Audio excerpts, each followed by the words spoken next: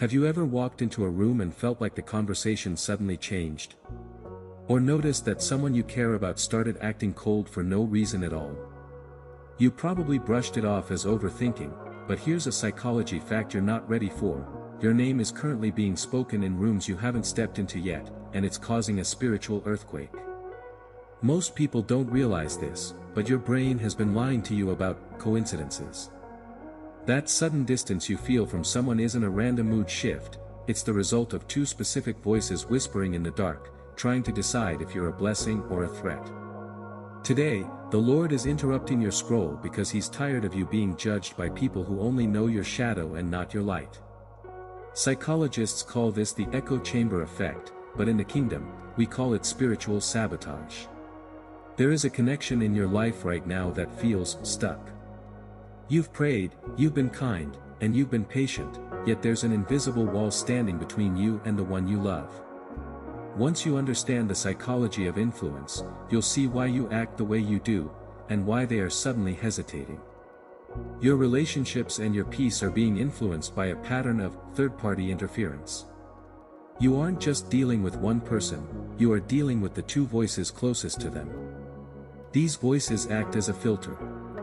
Everything you do, every text you send, every move you make, is being filtered through the opinions of people who might be committed to the old version of the person you love. This matters because until the target of your affection learns to listen to their own spirit, they are being held hostage by the fears of their circle. But here's where it gets even worse, and this is the part where most people stop watching because they don't want to believe that the people around them could be the problem. Most people stop here and think, if they loved me, they wouldn't listen to others. That's the biggest mistake. Even the strongest hearts can be poisoned by a consistent whisper. Psychology says people don't ignore you because they're busy, they ignore you because they don't value you, or because someone they value told them not to. Here's the painful part, your brain chooses comfort over growth every single time. The person you care about is currently choosing the comfort of their friends' opinions over the growth of a connection with you. The dark truth. One of those voices is acting as a gatekeeper of the past.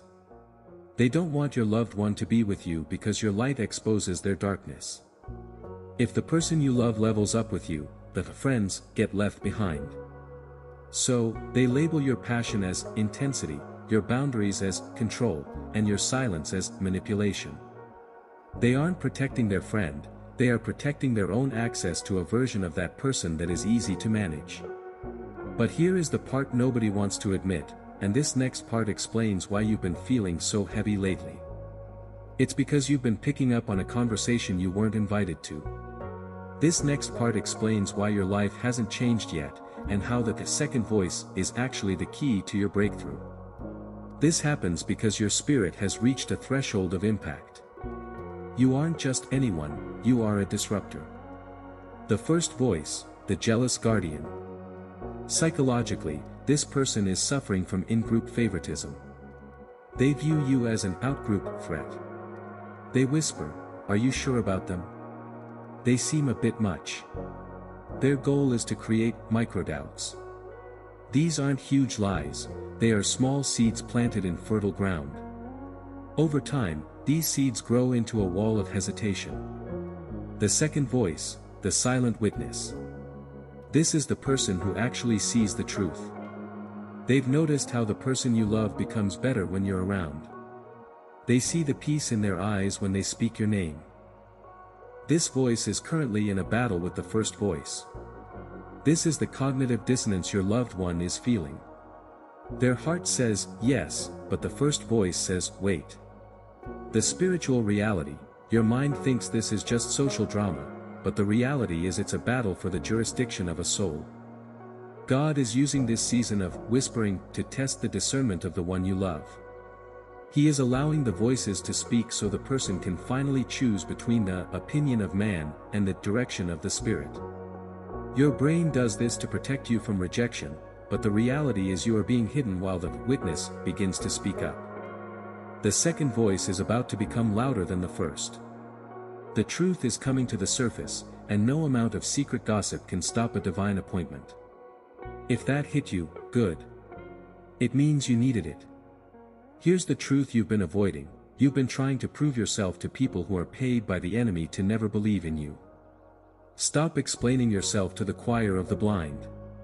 If it hit you, it's because you've been wasting your sacred energy on people who don't have the clearance to understand your calling. If you want to break this cycle, start with the posture of the vindicated. Here's the mental trick that actually works. Step 1: the sacred silence. Stop trying to defend yourself in the physical. Every time you try to correct a lie, you feed the fire. When you stay silent, you force the whisperers to trip over their own words. Silence is the ultimate psychological disruptor. Step 2: the affirmation of rank. Each morning, place your hand on your head and say, "I am not who they say I am who he says I am. My reputation is in the hands of the King." You are resetting the mind-body contract, telling your nervous system that you are safe even when you are misunderstood. Step 3: the holy distance. Withdraw your energy. Let the person you love feel the void of your absence. This forces them to confront the voices of their friends against the reality of their own heart. When the noise of the crowd is gone, the voice of God becomes the only thing they can hear. This is the mental trick: you win the connection by being willing to lose it for the sake of your peace.